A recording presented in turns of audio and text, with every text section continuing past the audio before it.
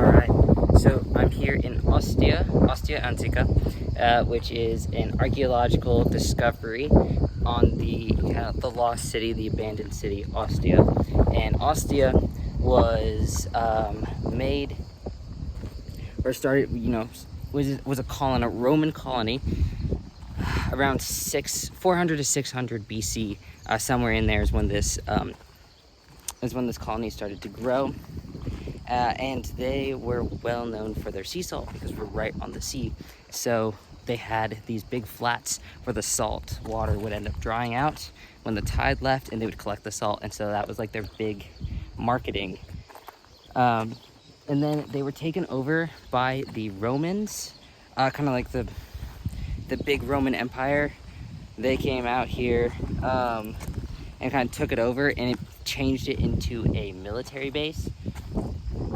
And so they added, and the city kept growing and growing throughout time. It was here, earliest was around 600 BC, and it didn't start being abandoned until almost 200 AD. So, this city was really popular for about 800 years. And it is one of the most, or is one of the most well-maintained and existing places. Here we have on the map here, you can see recreation. This is the theater that you can still go and see. It's not as tall as it was, kind of like the Colosseum.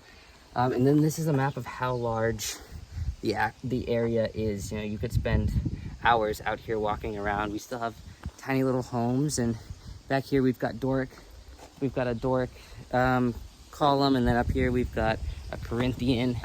And they had, right now you can see where the streets lied. This was a big city, and it was called Ostia for the Latin word ostium, which means the mouth of a river, because we are right here at the end of the Tiber River, where the Tiber River meets whatever coast we're at right now, whatever saltwater this is.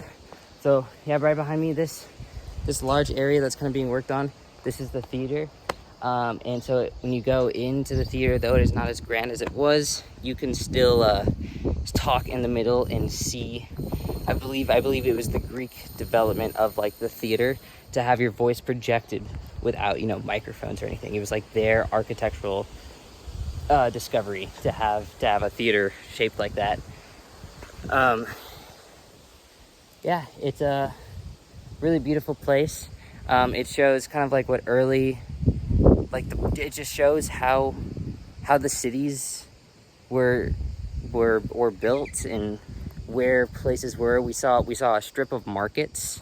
It used to be just a square with a bunch of little holes inside for all these little shops, and you just almost best picture of ancient Roman life right here. Probably helped later give some context to some other discoveries as well. It is a really great place to see. As you see, there's no one out here. We've seen 4 or 5 families while we've been here, and it was 18 euro. It's a little difficult to get to, but once you're here, it's 18 euro to get in. So to be able to walk around for hours and see this, that's a fair price. And I highly recommend that future students really push to try to come out here